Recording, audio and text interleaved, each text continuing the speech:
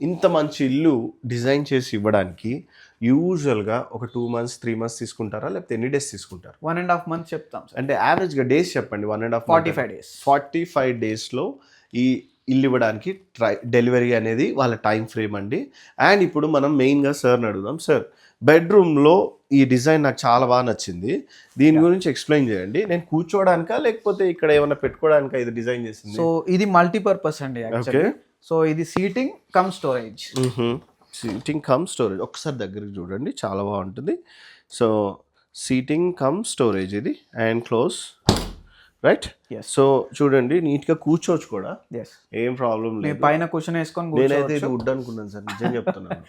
నేను చాలా చేశాను, నేనే కన్ఫ్యూజ్ అయ్యాను, అంత బాగా చేశారు. చూడండి, మీరు దగ్గరికి రండి, ఫినిషింగ్ ఈ ఎడ్జ్ చూడండి, ఫినిషింగ్ చూడండి.